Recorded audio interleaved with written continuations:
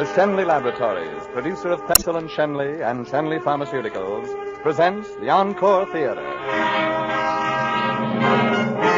The Encore Theater play tonight, A Man to Remember.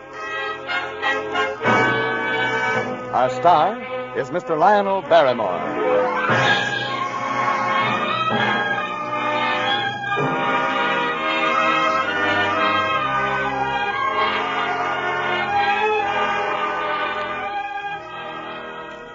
Tonight, Shenley Laboratories presents another in a new series of great dramatic programs. Some of our stories are fact, the struggles and accomplishments of great men of medicine. Others are fiction, stories of devotion to an ideal, individual heroism, or great courage. By these programs, Shenley Laboratories would remind you that medical science and progress are not cold, impersonal research or pages of statistics, but a warm human story told in living terms. Whether it's the life of one of medicine's immortals or the everyday record of service rendered by your family physician.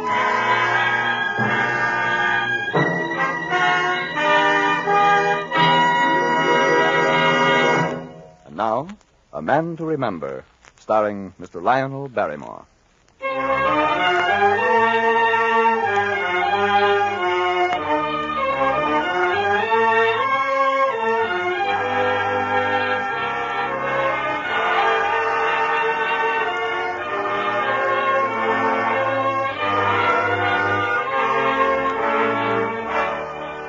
The doctor was dead. The funeral was over. It had been an impressive afternoon. The town band had walked before the funeral coach, and the people of the town had thronged the sidewalks to pay their last respects. The doctor was dead. The earth was in place, and the stone, and the words that honored him. And before the afternoon sun had set, the vultures had gathered in his lawyer's office. George Sykes, the banker, Homer Ramsey, owner of the local department store, Jode Harkness, president of the school board. Sit down, gentlemen. I've brought Dr. Abbott's strongbox with me. I find that in most cases of this nature, the creditors prefer to wait until, well, the day after the benediction has been delivered. Now, looky here, Clyde. That ain't fair. The doc would want us to have our money. I hold Doc Abbott's personal note for $600, plus 100 interest. How about you, Homer? I had the bookkeeper figure up his account today. He owes the store $726.37. Hasn't paid a bill since 1928. And you, Jude? He owes me $1,100. His son gave this box to me this morning when I explained how eager you were to get his father's affairs in shape. Gentlemen, here is the estate. The estate? That's right. A black signet ring, an ashtray, and some papers. Suppose we take the papers one by one.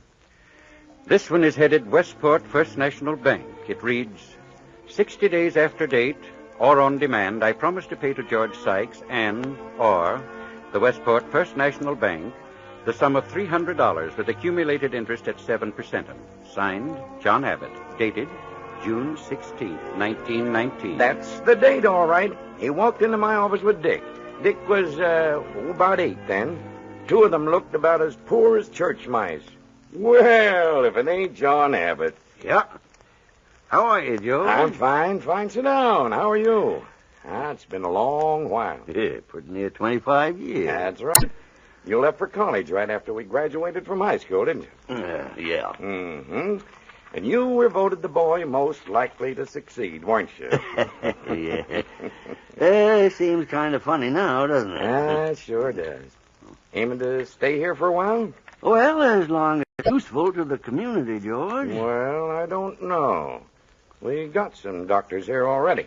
Well, I thought there might be enough room for one more. Might be at that. A lot of poor folks on the other side of town built up quite a little factory section over there. A lot of them folks need doctoring. Well, I guess I'll stay then. I need a little eating money, though. How much? About $300. That's a whale of a lot of money, John. Well, I aim to do a whale of a lot of eating in this town. What have you got to offer as security? 17 years' experience as a practicing physician. Yeah, you know what we say about horses, John. There's horses, and then again there's horses. I always say that about doctors, too. Well, I've done pretty well. You're broke, ain't you? I meant about keeping my patients alive. That's my business, you know. All right, John. I'm going to make out a note for $300, and I'll give you $250. Got to have a little bonus, you know, when there isn't any security. But I always like to help an old friend. Yeah. Do you help out many of your old friends this way, George? Sign on this line. They should have elected you the boy most likely to succeed.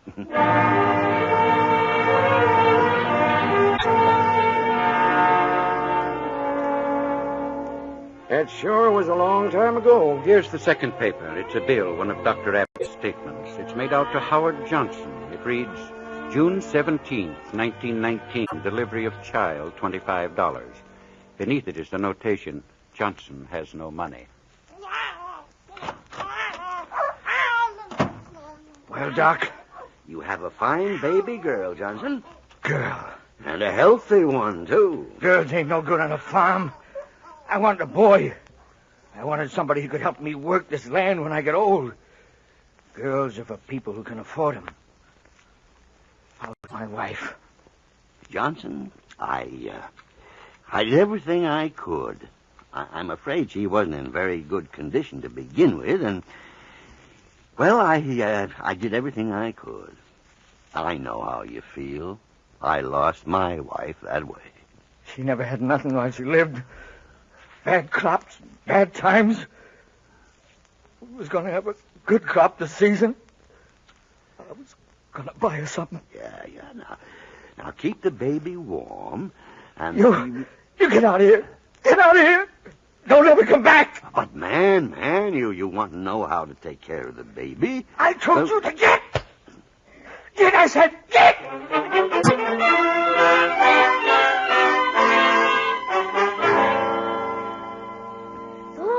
That was some shiner, Pop. It is a beaut, isn't it? What's that? Sounds like a baby crying. It's outside. Come on. It is a baby. Look, in that box. Well, I'll be... Come on, let's get her inside right away. Here's a note. Let me have it, son. Dear Doc, I'm sorry I hit you. Give the kid to somebody who'll be good to it. Johnson. She sure is little, isn't she? Yeah? Well, son, it looks as though you got a baby sister.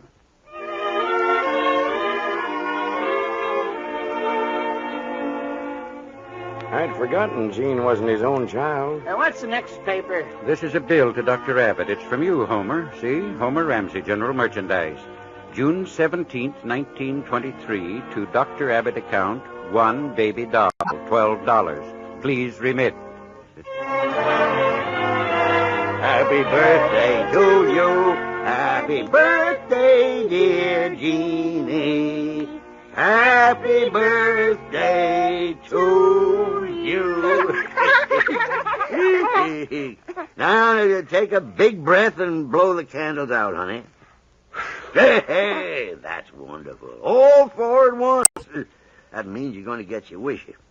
Now then, what did you wish for? A dolly. A dolly. Well. Now, suppose you go and look in your bedroom and see what you find. You go with us, son. Turn the lights on. Yes, sir. Come on, Jean. Hello? Yep. Who? Oh, Homer Ramsey. What's the matter? Oh, I see. Doc Robinson's out of town. All right, I'll be right over. Doctors have the doggonest time trying to give parties.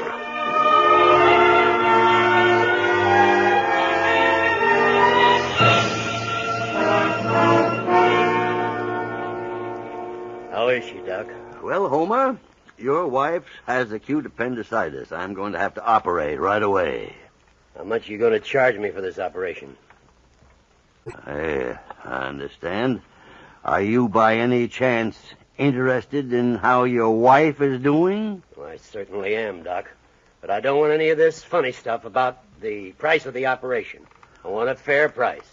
But I don't want to be stuck, you understand? I understand. Are you interested by any chance in how your wife's doing? How is she? Well, she's very low.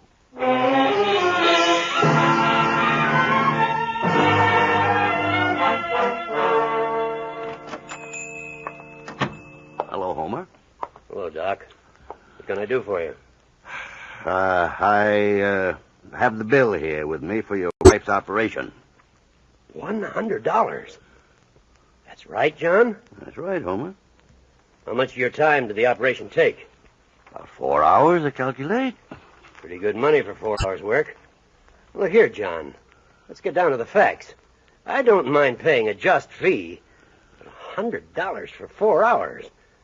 That's pretty steep. You really mean that, don't you, Homer? You bet I do. Mm-hmm. What do you pay your janitor around here? Oh, 40 cents an hour. Yeah, you see, I made a mistake in figuring the bill, Homer. Well, that's more like it. Yep. The only place we differ is the value each of us puts on your wife. I was a mite too high, so I'll settle right now for 40 cents an hour. $1.60 cash. Now, John, I didn't mean that. Perfectly willing to pay a fair price. Give me $1.60. But I feel ashamed to settle for that, John. Really, now you know... Give me the money. Yeah, sure. I'll just fix the bill. To Homer Ramsey, account appendicitis operation, Mrs. Ramsey, $100. Settled for $1.60 cash. You got a bargain at that, Homer. You'd have had to pay a gravedigger for 6 hours.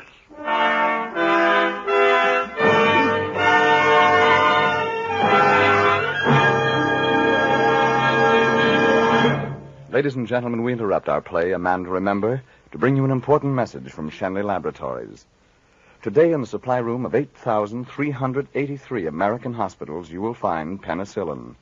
Yet only 3 years ago, the wonder drug was almost a medical rarity. The firms who devoted themselves to increasing the supplies of penicillin available struggled against many obstacles inherent in its production.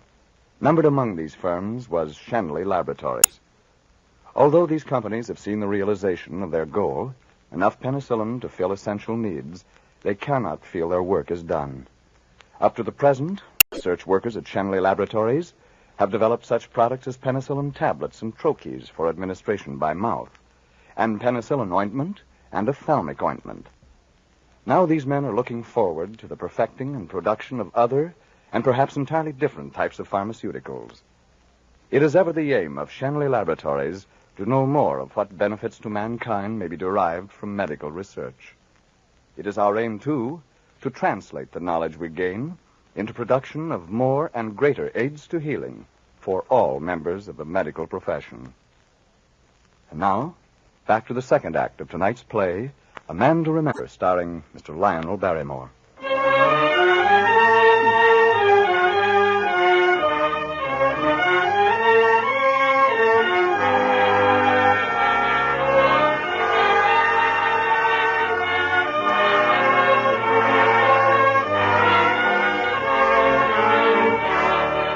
The doctor was dead, and the afternoon sun was still haloing the freshly turned earth. The doctor was dead, and in his lawyer's office sat his creditors, the banker, the merchant, the president of the school board. What's that next paper there, Lawyer Perkins? Anything of value? Not to you, Jode. It's the announcement of Richard's graduation from Curtis University. We all remember how proud Doc Abbott was that day. Richard was valedictorian of his class. Yes, it was 1934. Right after graduation, Dick went to the New York Medical Center for postgraduate work. What's that paper there? The bill? October 8th, 1936, to Paul Lubanovsky, deceased. Paul Lubanovsky? You remember Paul Lubanovsky, don't you, Jode? Of course you do. The doc mentioned him when he was arguing with you about building a hospital. As a matter of fact, all of you were there. Homer, George, as well as Jode. It was a Board of Supervisors meeting. Last week, this Board of Supervisors appropriated $18,000 to fight hog cholera. I have always worked on the theory that a man is more valuable than a hog. Now, that ain't fair, Doc, and you know it. Hogs are a big industry around here. Well, so are people.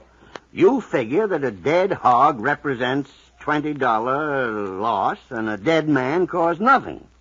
Isn't it as much your business to take care of human beings as it is to take care of hogs? As far as I'm concerned, the whole scheme is ridiculous. Our budget won't stand it. The whole thing's impractical. All right, gentlemen. All right. Sorry I can't spend more time with you, but I got work to do.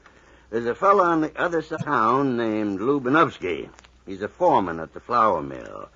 They tell me his crew puts out more flour than the outfit in the mill. He's a good man. Mm-hmm. Almost as good as a hog. Yesterday, he got his arm caught in the mill. I had to amputate. I couldn't move him because I had no hospital to move him to. No ambulance if there had been a hospital. Now, I don't think Paul Lubinovsky can pull through. Now, you take care of the hogs. I'll take care of the people. Dad,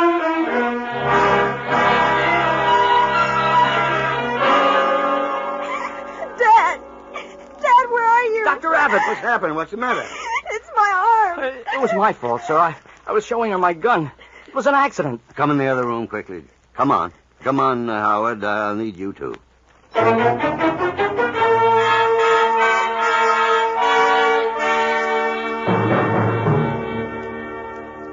How does that feel, honey? Fine. You're a good doctor. Well, at least I'm the best one handy. It's not very serious, Howard. May leave a small scar, but that's about all. I'm awfully sorry, sir, and I know there isn't anything to be said for me, but I'll do anything I can to make it right. You mean that, Howard? Oh, I certainly do. Well, I got a little plan in mind. Anything. I'll do anything. Relax, son. Now, relax. It isn't that drastic. Now, my plan is this. Your father loves you, doesn't he? What? Yes. And you're sorry for what you've done. So sorry that you'll make your father show how much he loves you. Yes, sir. Howard, Jean may have needed surgery tonight. X-rays, transfusion. And time might have been very important. You wouldn't have been a very happy boy, Howard, if Jean... Doctor, I didn't know. I didn't realize. No. This near tragic little accident may be a blessing in disguise, Howard. I want you to go to your father. Tell him a man as big as he is should engrave his name in the history of this town. He should leave something big for the town and for himself. Like what? Like the George Sykes Memorial Hospital.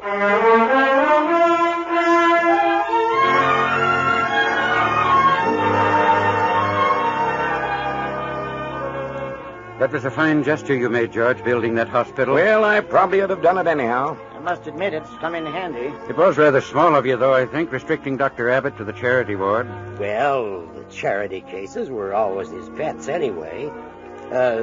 Let's get on with the box. This is a bill, a statement sent September 21st, 1937 to Mrs. Walter Lamb. Account Sally Lamb, $6. Oh, I remember that. I think we all remember that. Now, keep Sally in the house, Mrs. Lamb, and don't under any circumstances let any children come in. I'll write out exactly what I want you to do. Of course, you'll be quarantined, but I'll be back this afternoon. Do you think it's anything serious, Doctor? Yes, I think it's typhoid fever.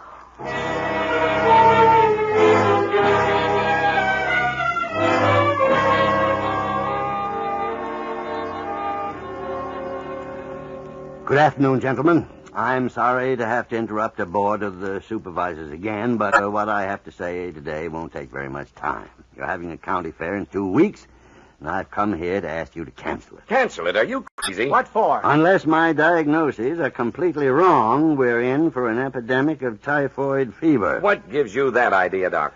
I have 4 patients who have all the symptoms. Well, quarantine them. 4 people out of a town of 4,000 don't strike me as being an epidemic. 4 cases of typhoid, gentlemen, are quite enough to start preventive measures so there won't be an epidemic. The merchants of this town have put up $12,000 for the county fair. You suggesting that we throw that money up the flue just because 4 of your patients might have typhoid? All right. You leave me no other course than to go to the newspaper. I'm going to warn this town whether it costs our merchants $12,000 or not. Newspapers won't print nothing we tell it not to, Doctor. How much is your son worth to you, Joe? That's not a fair question. You're willing to risk him for $12,000? Oh, he won't get it, will he? Typhoid fever? He might. He can. Only don't worry, Jode. I'm going to say he doesn't get it. I hope all you gentlemen sleep well tonight.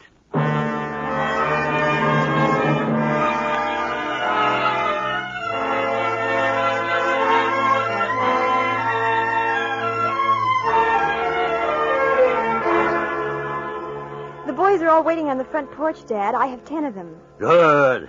Give them each a pile of handbills. Tell them I want one in every house in town and all along Main Street. Here, let me see one. Warning, typhoid fever. Do not attend the county fair. Boil every drop of water you drink. I am making a house-to-house canvass to assure that everyone is examined. I will give each of you medical advice on purification of water and provide chlorinated tablets for those who have their own water supply. If I do not get to your house, come to me in the evenings. John Abbott, M.D. Oh, Dr. Abbott, I'm so glad you came. The children are all inside, and I've talked to every mother in the block. They brought their youngsters over here to save you time. Fine. Now, let's get to work. Where's the doctor now? We weren't home today, Doctor, so we came here to your house. I haven't got any money, Doc, but I'll pay you payday. Good evening, folks. Now, if you line up by one, we'll take care of you in the living room. Dad, the city council is all stirred up about us. They say you've alarmed the whole community and ruined the fair. I'm afraid we're in trouble again. Probably. Jean, I'm tired. I never felt it before, but, well, I'm an old man.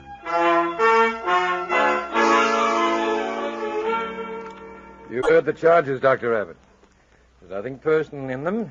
The county fair and the reputation of us all has been put in jeopardy by what we must consider unwarranted action on your part. Have you any defense to offer? No defense. Then I have no course but to put this matter into the record. Do. Meanwhile, I think I'd better go home. I'm sorry to be late, gentlemen. I've been very busy. We have 6 cases of typhoid fever in Wellington. I shall assume we shall disregard all action taken in this meeting. Do I hear a motion that a committee be appointed to appear before the Board of Supervisors and insist upon cancellation of the county fair? I make such a motion. All in favor? Aye. Aye.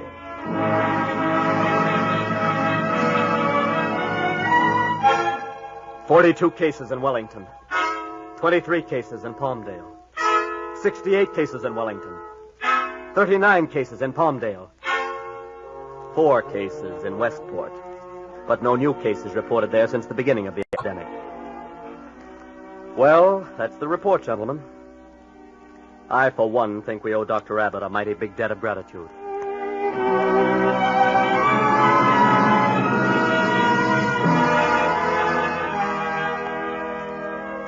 Daddy, there are some people to see you. People? Well, send them in. I think maybe you'd better come out on the front porch. The minister's there, and, well, there's quite a mob of them. Huh? Oh, well, all right. Good evening, Doctor. Good evening, Reverend. Oh, good evening, all. Doctor, you've been among us for a long time, and you've worked hard. You never made much money, I guess, because the people you worked for didn't have much. But you didn't care. You just kept right on working. Maybe a lot of us have been ungrateful. Maybe you think we've forgotten. We haven't. I have here a letter. It's a letter of thanks for all you've done. It's got 4,000 signatures, Doctor. Almost every man, woman, and child in this town. It's just to let you know that we love you. Dr. Abbott? Yes, Dr. Robinson. In my mind, and in the minds of my colleagues of the County Medical Association, you performed the most outstanding service in the history of our community. You have taught us all something, not only about medicine, but about humanity. The Westport County Medical Association has delegated me to inform you that if you will honor us with your presence, you have in advance been elected president by acclamation. Oh, well, thank you. Thank you.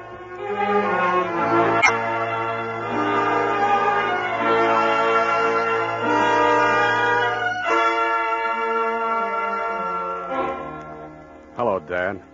I'm mighty proud of you. Dick, well, when did you get back, son? Got in on the afternoon train. I wanted to surprise you. I was just in time to hear the speeches. It's so good to see you.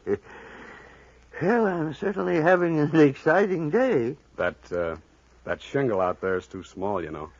You'll have to get a bigger one. Bigger one? That's right. There's another name going under yours. Dr. John Abbott and Dr. Richard Abbott. Oh, yeah. We'll have the sign painted the first thing in the morning. I've waited a long time for that.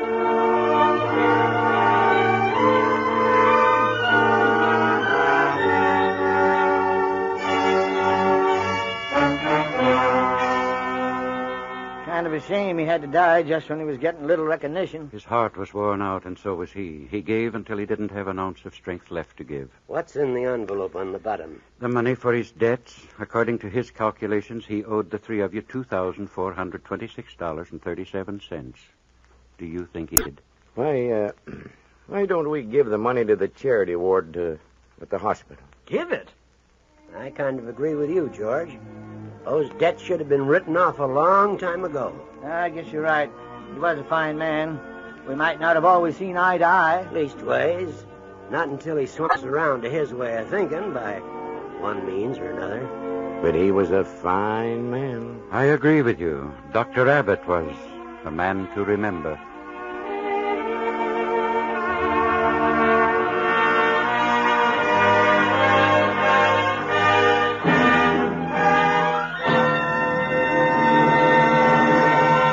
In a moment, we'll bring back our star, Lionel Barrymore. But first, a word about doctors from our sponsor. Shenley Laboratories, maker of penicillin Shenley, would like to remind you that the American standard of health is higher than that of any country in the world. We feel sure you'll agree that the man who has done most to make the situation true is the American doctor.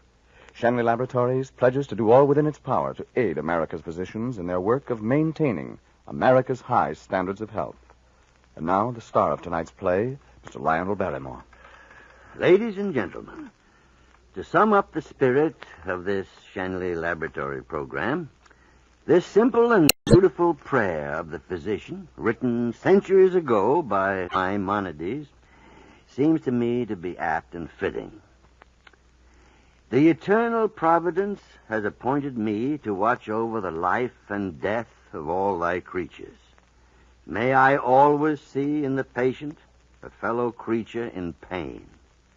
Grant me strength and opportunity always to extend the domain of my craft.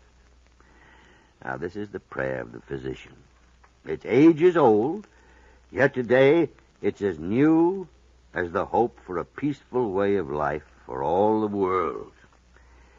May we invite you to listen again next week at this same time when Shenley Laboratories presents The Prisoner of Shark Island, starring Zachary Scott, a great star in a great story. Good night.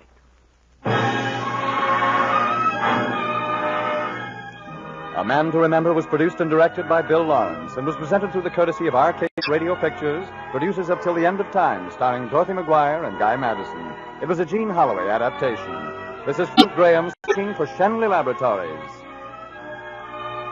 This is CBS, the Columbia Broadcasting System.